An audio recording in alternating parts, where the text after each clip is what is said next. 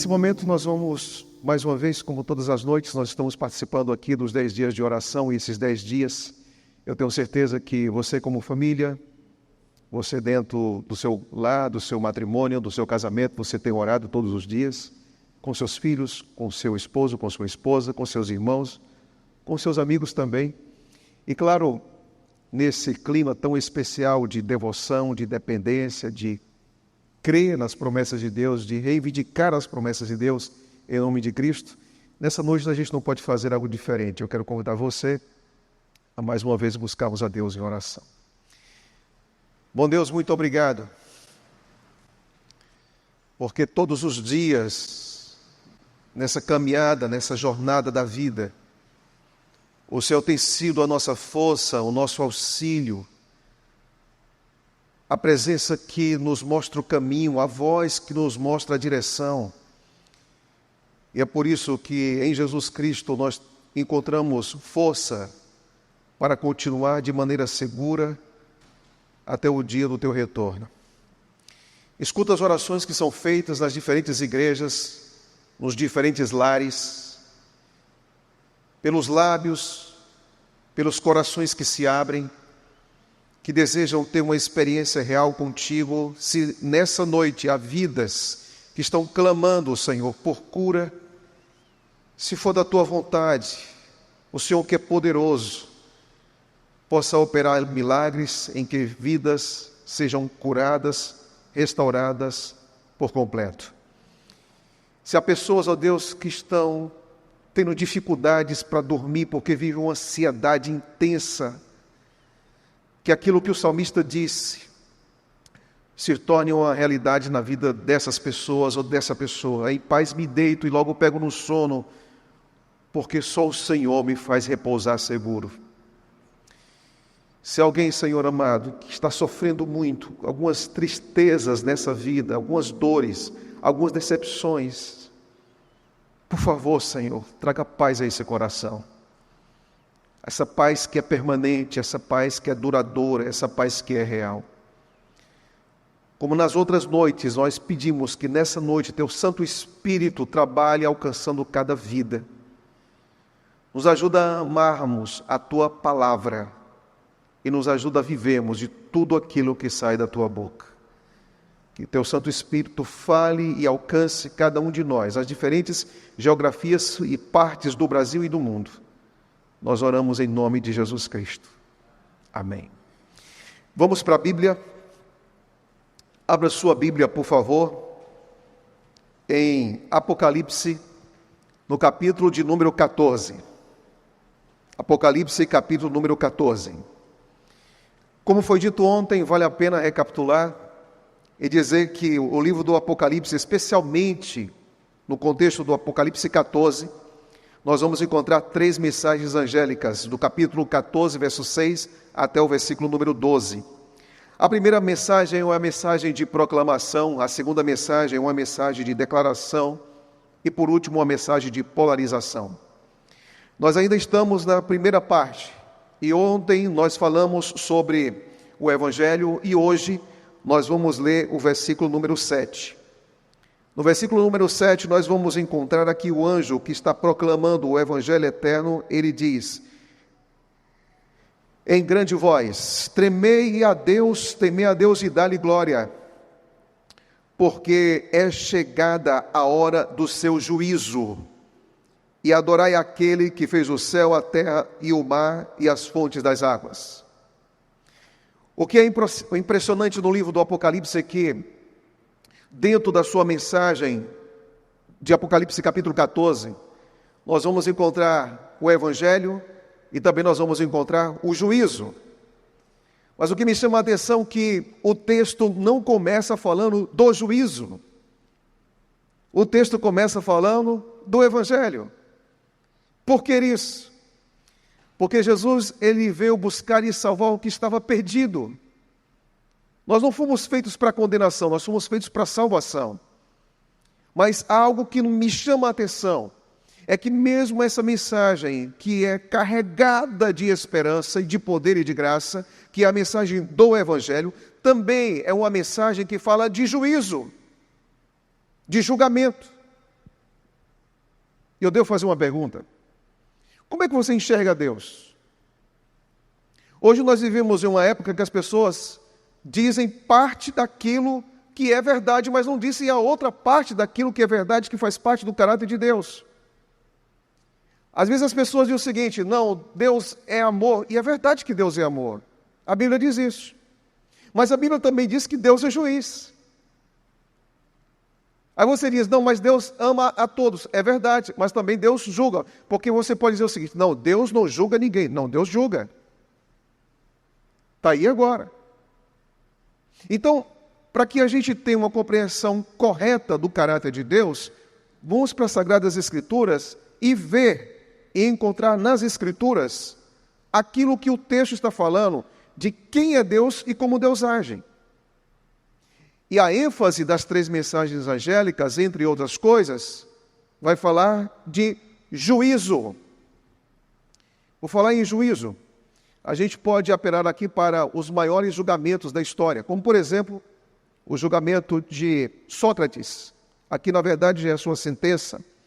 E nesse julgamento de Sócrates, ele toma cicuta porque foi acusado de ludibriar, de envolver, de dirigir por maus caminhos a juventude ateniense. Depois a gente vai para um outro famoso julgamento, que foi o julgamento de Martinho Lutero, por suas ideias, por suas convicções, pela teologia que ele pregava, pelo fundamento bíblico que ele demonstrava. E nós temos ali por volta de 1500 o julgamento de Martinho Lutero. Mas se a gente dá um salto, a gente também vai encontrar um famoso julgamento, que foi o julgamento de Nuremberg, em que os nazistas foram acusados dos seus crimes horríveis e tiveram que sentar no banco dos réus. E nós encontramos aqui essa imagem. É interessante que hoje aquela imagem de Nuremberg no julgamento permanece intacta. É interessante que ali no centro daquela sala uma cruz. Quando nós avançamos mais um pouco, nós vamos ver um dos famosos, um dos midiáticos julgamentos, que é de O.J. Simpson, acusado de matar a sua esposa. Posteriormente, ele foi absolvido. E logo depois nós vamos também encontrar o outro julgamento, o julgamento de Saddam Hussein, devido às atrocidades que ele cometeu no Iraque e também do seu passado carregado de sangue e também de crimes. Mas também, nos últimos dias, nós vemos um julgamento de Amber e Deep, conhecidos no mundo do cinema, dos famosos, das celebridades, e esse julgamento, ele foi visto, a sua sentença, de maneira simultânea por mais de 13 milhões de pessoas. 13 milhões de pessoas. Então, se você fizer um levantamento histórico, você vai perceber que o julgamento faz parte da humanidade, mas o julgamento também faz parte da forma, da maneira que Deus age e trata o ser humano. É por isso que quando nós vamos para as Sagradas Escrituras, nós vamos perceber que Deus julga. Aí você diz: mas onde é que está isso, esse julgamento de Deus? Alguns textos para as nossas considerações. Atos 7, versículo 31 diz: porquanto estabeleceu um dia em que há de julgar o mundo com justiça, por meio de um varão que destinou e acreditou diante de todos, ressuscitando dentre os mortos. Então Deus está dizendo: haverá um juízo, haverá um julgamento. E ele diz que ele não vai julgar parte das pessoas. Ele vai julgar o mundo todo, inteiro. E nós precisamos compreender qual é a dinâmica desse julgamento. Também nós podemos encontrar em outra porção da Bíblia o que diz Romanos capítulo 14, verso 10. Diz assim: tu, porém, por que julgas teu irmão? E tu, por que desprezas o teu? Pois todos compareceremos perante o tribunal de Deus. Primeiro, em Atos diz todo mundo, e aqui Paulo diz todos comparecerão diante do tribunal de Deus. E quando nós olhamos para o que está em Apocalipse, capítulo número 14, E versículo número 7, nós vamos encontrar essa mensagem tremenda, que a mensagem do temer a Deus e dar-lhe glória, porque é chegada a hora do seu juízo, faz parte das 3 mensagens que nós precisamos entender, estudar na sua profundidade e sua amplitude, e ao mesmo tempo aplicar e fazer algumas considerações para a nossa própria vida. Então dizer que Deus não julga, não é isso que as Escrituras estão dizendo. Que Deus não vai colocar todo ser humano no crivo das suas análises. Isso não é verdade. Ele vai julgar todos. Todos nós. Haverá um tribunal. Haverá um juiz. Há também um advogado. E nós vamos entender um pouco sobre as fases desse juízo que Deus está, então, realizando. Você vai perceber que as mensagens angélicas são apresentadas num contexto pré-advento, ou seja, próximo da volta de Jesus Cristo. E quando nós olhamos para o julgamento, nós vamos entender que esse julgamento ele é investigativo, milenal e executivo. Agora, se você deseja compreender melhor sobre a importância do julgamento, veja esse pensamento, que diz: no grande dia da expiação final e do juízo de investigação, os únicos casos a serem considerados são os do povo professo de Deus. Pergunta: por onde começa o julgamento de Deus? Para aquele que muito foi dado, muito será cobrado. Por que o julgamento começa entre nós? Nós vamos encontrar aqui um pensamento que diz o seguinte: porque chegou o tempo de começar o juízo, diz Pedro, e esse juízo começa pela casa de Deus, que somos nós. Ou seja, aceitou Jesus Cristo? Assumiu a identidade de cristão? Você disse que se entregou completamente a Ele? Então você está se identificando com Ele. Você está dizendo que você pertence a Ele. Que o seu mundo, Ele é o centro.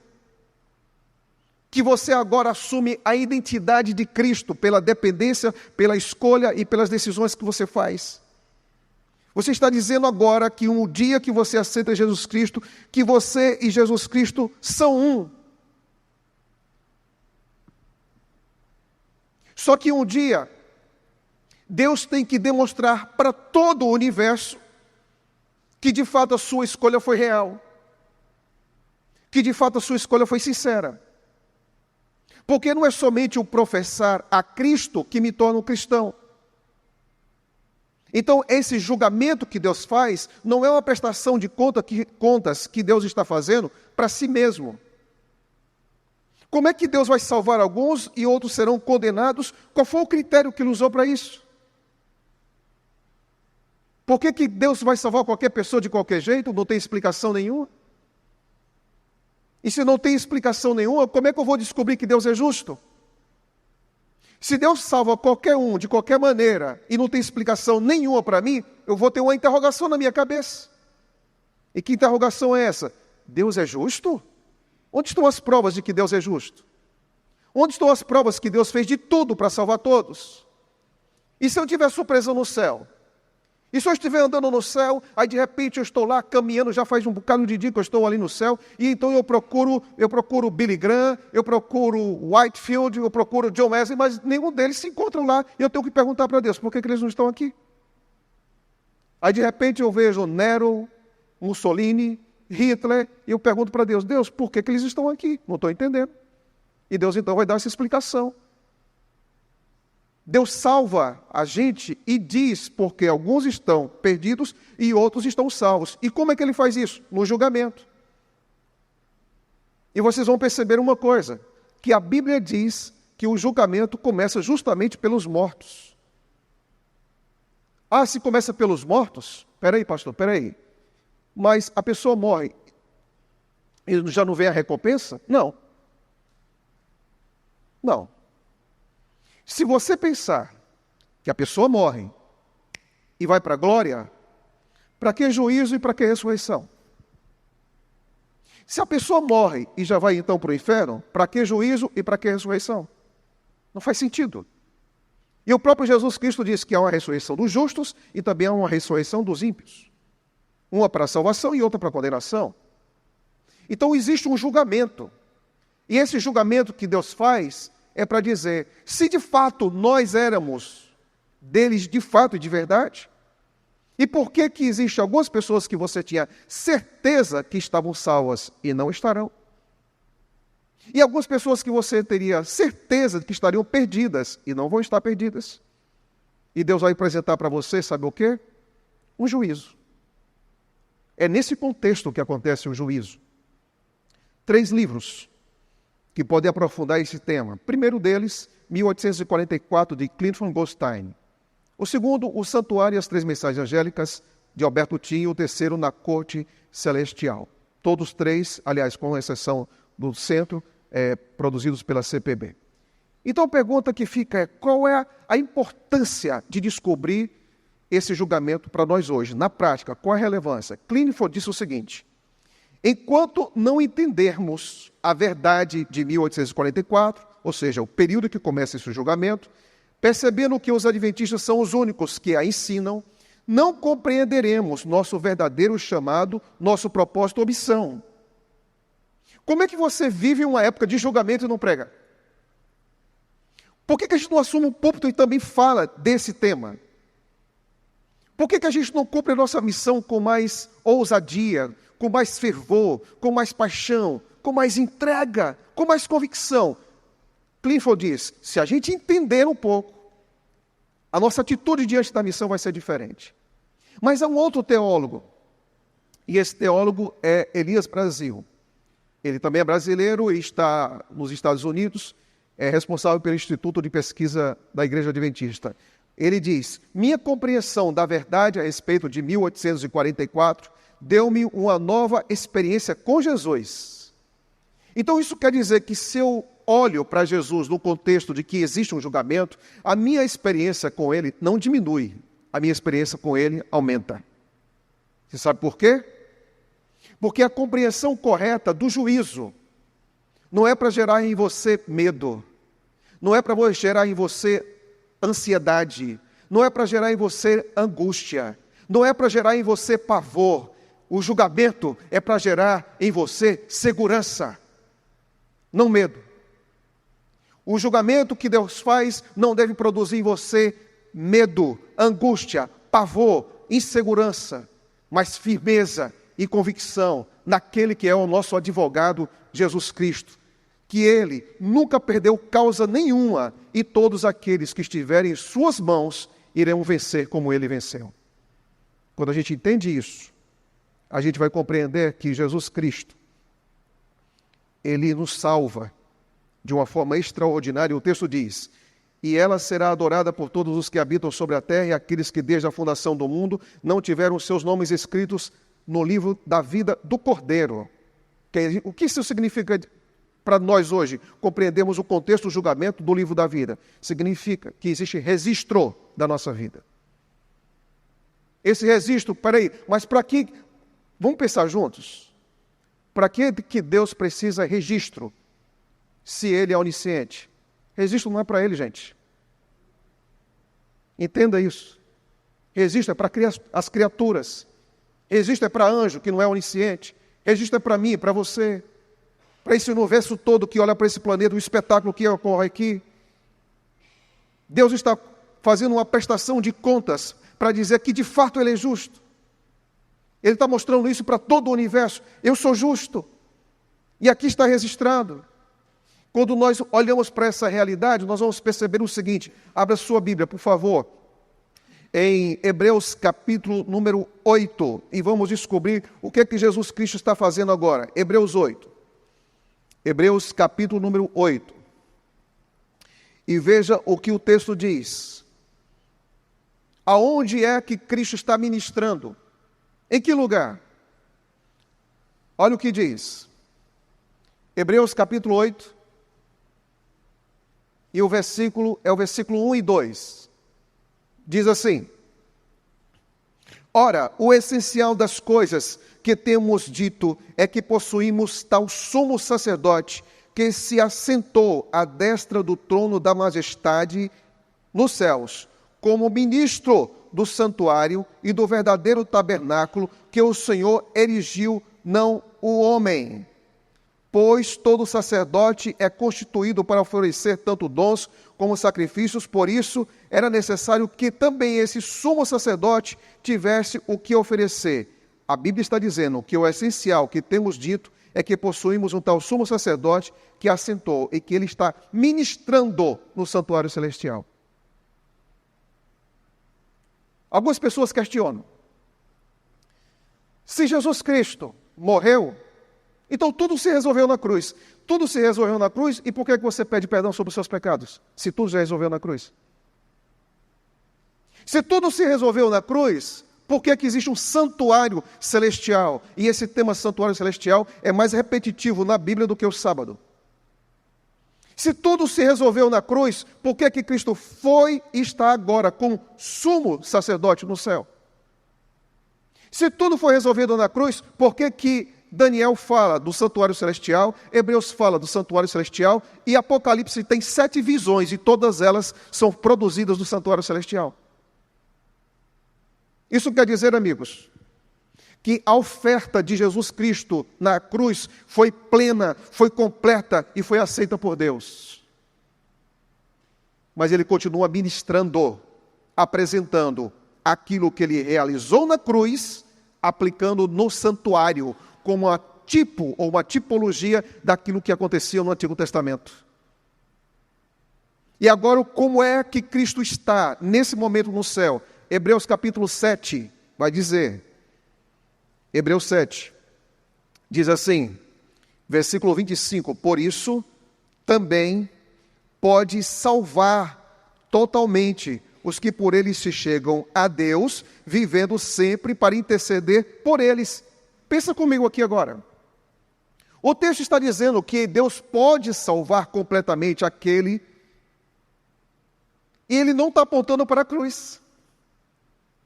Coloque os seus olhos no texto e entenda o texto.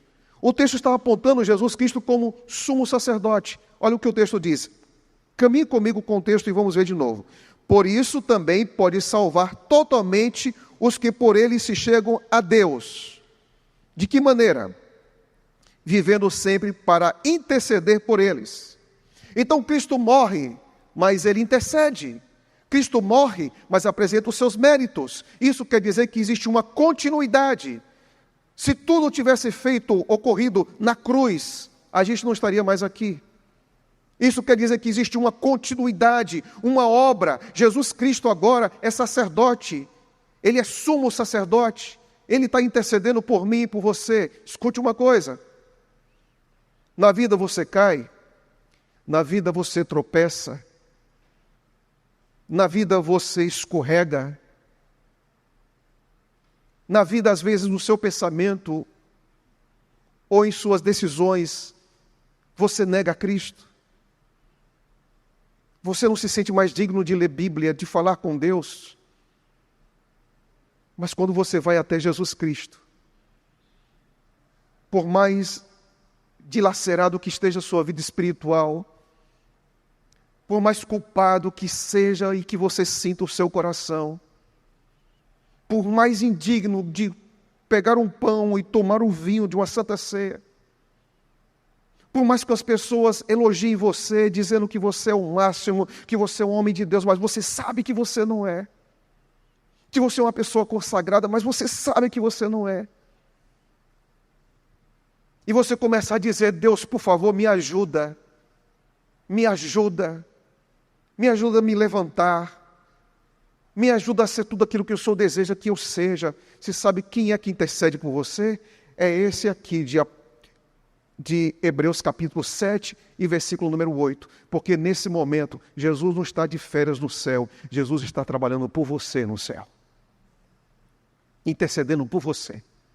Aqui é uma atividade contínua. Ministrando no santuário celestial. Então isso significa que quando eu compreendo isso, eu preciso compreender que há um juízo. E esse juízo, e Apocalipse fazendo aqui uma uma apresentação que há um termo teológico que se chama de quiasmo. Você pega as extremidades e vai para o centro para dizer o que é mais importante. Então, Apocalipse, capítulo 1, versículo 12 a 20, a visão é da terra. Apocalipse, capítulo 21 a 22, 5, Nova Jerusalém para a terra. Apocalipse 4 e 5, a inauguração do santuário. Apocalipse capítulo 19, Jesus deixa de fazer a sua obra no santuário. Apocalipse capítulo 8, ele intercede. Apocalipse 15, 5 a 8, ele para de interceder. Você já parou para pensar nisso? Então existe uma obra que ele faz, e um dia ele vai parar essa obra. A Bíblia diz que nós devemos nos achegar a Deus enquanto Ele está perto. Esse mundo, apesar de tudo, é um mundo alvo da graça e da misericórdia de Deus. Hoje é segunda-feira, dia 26 de fevereiro. A graça de Deus, ela não se renovou só para você. A graça de Deus se renovou para todos os habitantes dessa terra, para todos nós. E essa graça que procura alcançar todo ser humano, nós encontramos que é por causa de uma pessoa, do nosso sumo sacerdote. Agora, veja algo interessante. Aqui no centro, nós vamos encontrar o juízo, capítulo 11, versículo 18 e 19. Abra sua Bíblia, por favor, em Apocalipse 11, 18 e 19. E nós vamos encontrar algo fantástico. Porque algumas pessoas dizem, não, mas vocês adventistas estão dizendo que os mortos serão julgados. Isso é um absurdo, isso é heresia, isso não está na Bíblia. Abra a Bíblia, Apocalipse 11, versículo número 18. Olha o que diz. Na verdade, as nações se enfureceram. Chegou, porém, a tua ira. E o tempo determinado para serem julgados, quem? Os mortos. Para se dar o galardão aos teus servos, os profetas, aos santos e os que temem o teu nome, tanto os pequenos como os grandes, e para destruíres os que destroem a terra. Versículo 19. Abriu-se então o santuário de Deus, e olha o que foi visto, que se acha no céu, e foi vista a Arca da Aliança. Espera aí, gente. A Arca da Aliança é vista onde? É vista no lugar santo? Você que está em casa, a Arca da Aliança é vista no lugar santo? A Arca da Aliança é vista no pátio? A Arca da Aliança é vista onde, amigo? Santíssimo. Então isso quer dizer que esse julgamento dos mortos começa onde? Santíssimo. Se está dizendo claramente aqui, chegou o tempo de ser julgado os mortos no Santíssimo. E nós acreditamos que depois de 2.300 tardes e manhãs, Daniel capítulo 8, versículo 14, o santuário seria então purificado. Como é que começaria isso? Com o juízo investigativo. Depois você pode ler o que eu apresentei aqui ainda alguns minutos atrás. Então perceba, está havendo um juízo investigativo. E esse juízo é aqueles que andaram com Deus, de fato andaram com Ele. Como é que Deus vai aceitar todos de qualquer forma? Então Deus está dizendo, nos livros há registros que vão comprovar aqueles que de fato são meu e daqueles que não são meu. Quando nós olhamos essa realidade dentro da Bíblia, o livro Grande Conflito, página 489, diz: a intercessão de Cristo no santuário celestial em prol do homem é tão essencial. Não está dizendo que é uma substituição da cruz, como alguns, de forma distorcida ou mal intencionada, fala dos adventistas. Está dizendo que ele vai para a cruz, ele se entrega por completo, mas ele apresenta o resultado no santuário celestial. A intercessão de Cristo no santuário celestial em prol do homem é tão essencial ao plano da redenção como foi sua morte na cruz. Pela sua morte, iniciou essa obra, para cuja terminação ascendeu ao céu depois de ressurgir. Ele apresenta os seus méritos. Ele apresenta o resultado daquilo que ele realizou na cruz do Calvário. Bem, a Bíblia fala que um dia a porta da graça irá se fechar. E essa porta da graça aqui existe misericórdia para todos nós. Quero dizer uma coisa para você. Você pode ter a sensação de estar perdido. Mas se você crê em Jesus Cristo, nenhuma condenação há para os que estão em Cristo Jesus, nosso Senhor. Não viva de sensações, viva pela fé. Não viva de impressões passageiras, viva daquilo que Deus fala a seu respeito. E quando nós olhamos para o livro do Apocalipse, nós vamos perceber o seguinte, uma coisa que precisa ser feita, a seguinte pergunta: e Deus é justo? E Deus é justo? É isso que vai ficar muito claro, porque uma das maiores ou a maior acusação de Satanás é: Deus não é justo. Deus não é equilibrado. Satanás pega os atributos que são comuns, ou as características que são comuns a ele, e tenta transferir para Deus. Deus é impulsivo. Deus se ira. Deus persegue. Então, se você está sendo julgado por esse Deus, não há nada mais além de uma condenação sumária para você. Mas não é assim. Por quê? Porque depois do juízo, nós vamos encontrar algo fantástico. A pergunta que todo ser no universo irá fazer é: será que Deus foi justo? Eu sei que talvez chegará o tempo em que nós vamos estar lá, quando Cristo voltar.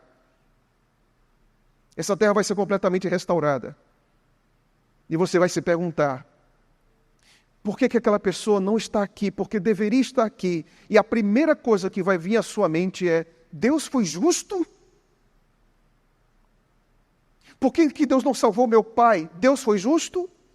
Por que Deus não salvou meu marido ou minha esposa? Deus foi justo?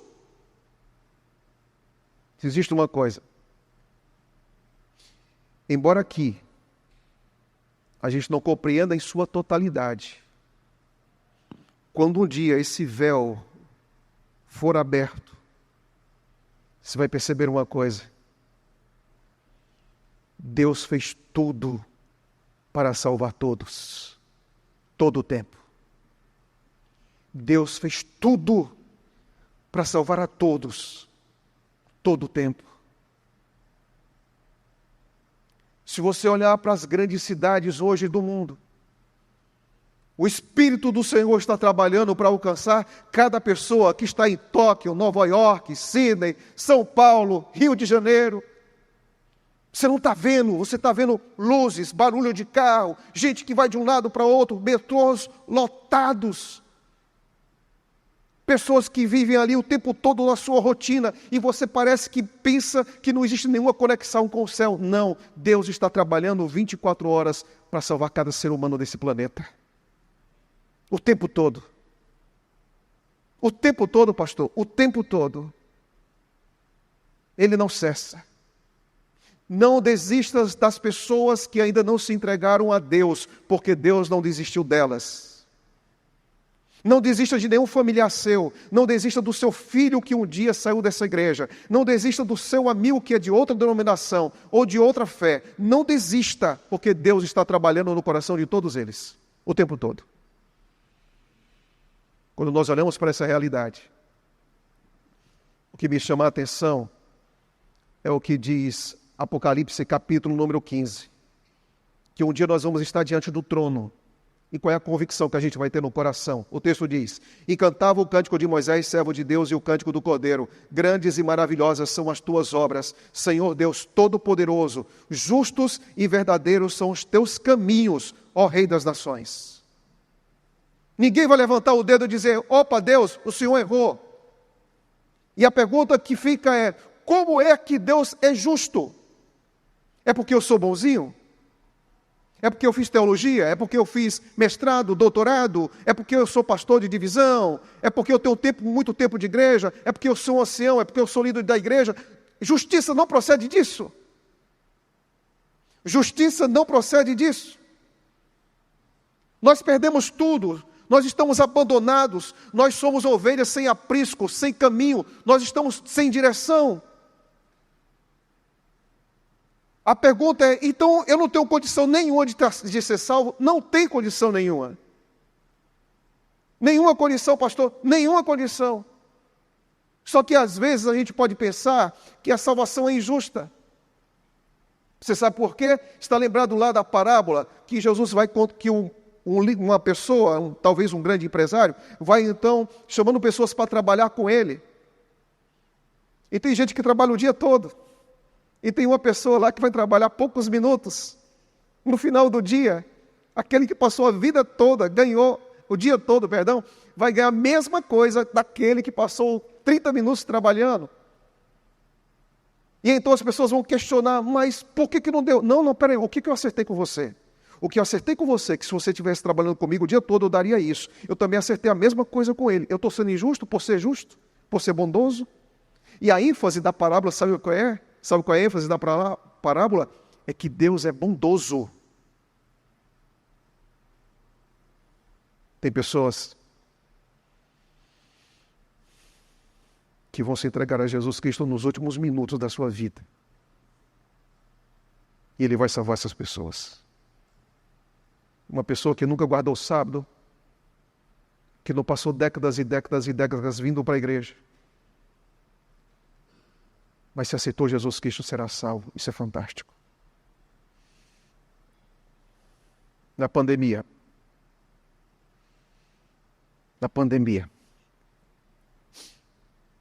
eu perdi duas pessoas queridas. Eu perdi a minha irmã de 54 anos e a minha sobrinha de 27 anos. A minha sobrinha era adventista e no dia que ela descansou, antes de ser entubada, ela pediu para fazer uma oração e fez uma oração. Nós não sabíamos disso como familiares, nós ficamos sabendo disso depois, porque dentro do quarto havia uma adventista que era enfermeira. E disse assim para a gente: a Gabriela orou dentro do quarto e colocou a vida de todos nós nas mãos de Deus.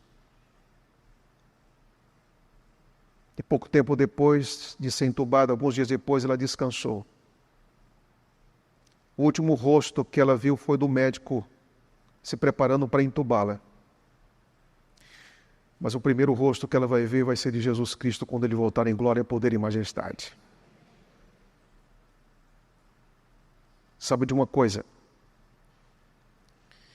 Quem está em Jesus está seguro, porque o seu amor é poderoso, é forte e é presente. Quem conhece Jesus não tem medo do juízo. Quem caminha com Jesus não vive uma vida de obsessão, de medo. Quem conhece Jesus descansa, relaxa. Se nós temos dúvidas do que Cristo é capaz de fazer no julgamento, é porque a gente precisa conhecê-lo melhor. Porque quanto mais você conhecê-lo, você vai descansar em todas as suas promessas, que nunca falham e não vão falhar em sua vida.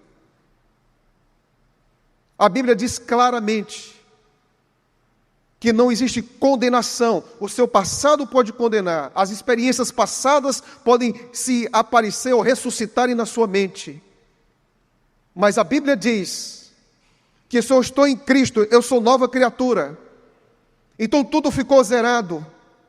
Não fique trazendo para o seu presente aquilo que Deus já enterrou do seu passado. Não fique carregando uma culpa que Ele já levou na cruz. Não fique reféns de tendências que você já colocou nas mãos de Deus e que hoje, com o seu Santo Espírito, Ele está trabalhando em sua vida. Não tenha medo do que te espera, porque, acima de tudo, o que nos espera não é um evento, o que nos espera é um amigo de braços abertos. E se esse amigo, eu aprendo a caminhar com ele hoje, eu sei que todas as vezes que ele trabalha, que ele ergue suas mãos, ali marcadas pela cruz do Calvário, cicatrizes que nunca vão desaparecer de suas mãos, eu estou seguro. Não tenha medo. Quando eu olho para essa realidade, eu penso numa coisa: que tipo de advogado é Jesus? Permita aqui apresentar os maiores advogados do mundo para você. Barack Obama diz que Alan Dershowitz é considerado o melhor advogado americano. Mark Bonatti era considerado o melhor advogado suíço, um dos melhores da Europa.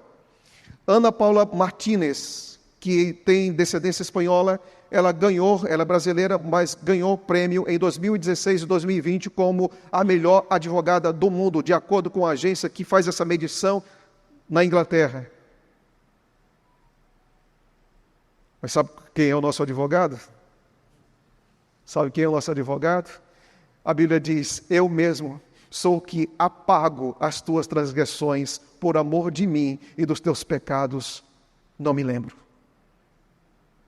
Eu apago. Eu apago.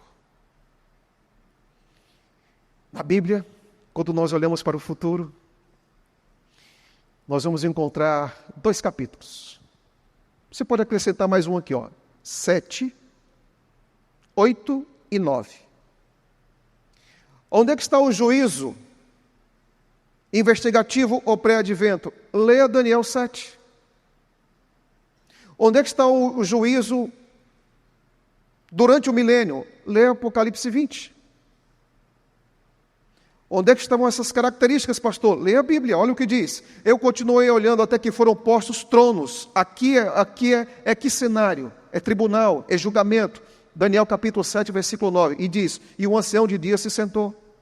Pré-advento. Olha comigo aqui agora. Apocalipse 20. Vi tronos, nos quais se assentaram aqueles que haviam sido dado autoridade para julgar. A Bíblia diz que nós iremos julgar. E diz mais: eles ressuscitaram e reinaram com Cristo durante 1000 anos. Então isso quer dizer que teve gente que não ressuscitou. Aqui, está claro: tronos, pré-advento, tronos, pós-advento. Depois Daniel diz: um rio de fogo emanava e saía de diante dele, milhares e milhares o serviam. Mas os santos não estavam no céu, então que são anjos que estão ali em Daniel capítulo número 7. Mas quem é que está agora sentado? Os restantes dos mortos não voltou a viver até que se completarem 1000 anos. Esta é a primeira ressurreição. Quem é que está sentado nos tronos lá no céu? Somos nós que, pela graça de Deus, iremos ressuscitar na primeira ressurreição. Quem é que Daniel está se referindo aqui? Aos anjos. Deus está fazendo esse julgamento com a presença dos anjos. E depois, pastor, de 1000 anos, ele vai dar explicação para a gente. A gente pode pensar o seguinte: e se eu entrar no céu e não encontrar Billy Graham? E se eu chegar no céu e encontrar Stalin, que foi responsável por milhões e milhões de mortos? Surpresa, né? Mas quem é que vai dar a resposta? Sabe o quê? Sabe onde é que está a resposta? Aqui, Daniel 7, Apocalipse 20. Quando nós olhamos para essa realidade, volto a dizer: Deus é justo. Deus é justo. E de onde vem essa justiça? De onde vem essa justiça? Primeiro, não existe justiça em você. Não existe justiça em mim. Não existe justiça em ninguém. Em ninguém. Existe uma parábola em Mateus 22, que diz o seguinte: um senhor rico deu uma festa, chamou um bocado de pessoas, chamou várias pessoas, das diferentes classes sociais. Ninguém quis ir para a festa. Aí ele disse o seguinte: saiam nas ruas e chame todo tipo de pessoas que existirem aí, que estiverem nas ruas, estreitas, largas, e traga para minhas bodas.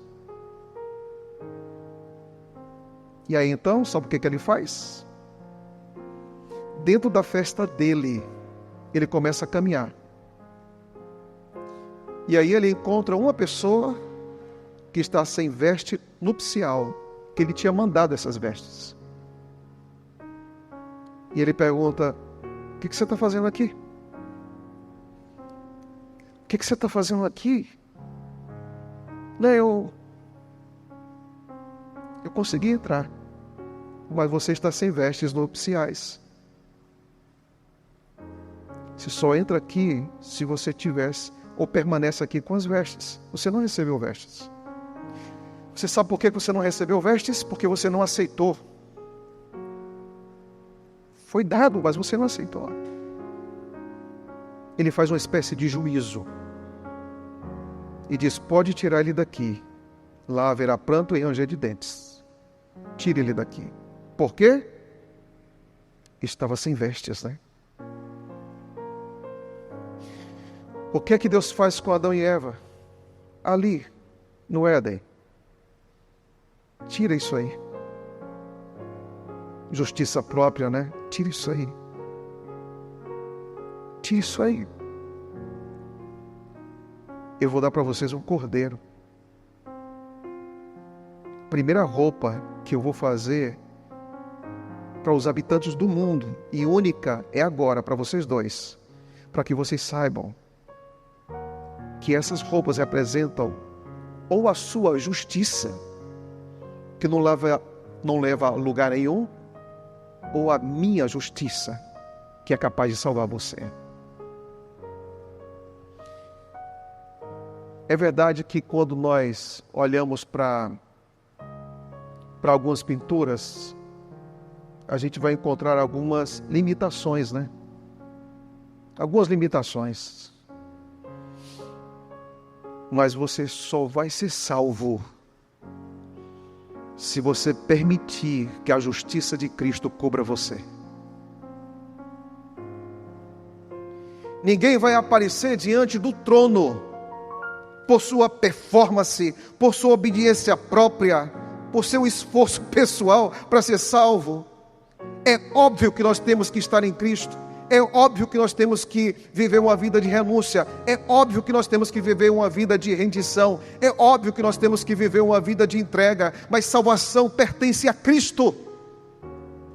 A Bíblia diz em Apocalipse 22 que eles venceram pelo sangue do Cordeiro. Quem são esses que estão diante do trono com vestes brancas? São esses que passaram pela grande tribulação e venceram pelo sangue do Cordeiro. É a justiça de Cristo, é a obra de Cristo, é o ministério de Cristo, são as mãos levantadas de Cristo, é o sacrifício de Cristo, é a intercessão de Cristo que torna você uma pessoa salva em nome de Cristo. A diferença é quem? E o que eu preciso descobrir nessa vida, pastor? Isso aqui, ó. Você precisa descobrir, por favor, só volte a tela novamente, por favor. Você precisa descobrir um detalhe. E que detalhe é esse, pastor? Durante a Segunda Guerra Mundial, pode colocar o penúltimo slide, por favor. Durante a Segunda Guerra Mundial, Hitler esteve cercado de pessoas religiosas. Não sei se você sabia disso. E era atrocidades atrás de atrocidades, atrocidades atrás de atrocidades, e uma atrás da outra, planos terríveis para aniquilar uma vida atrás da outra. E você sabe o que aconteceu?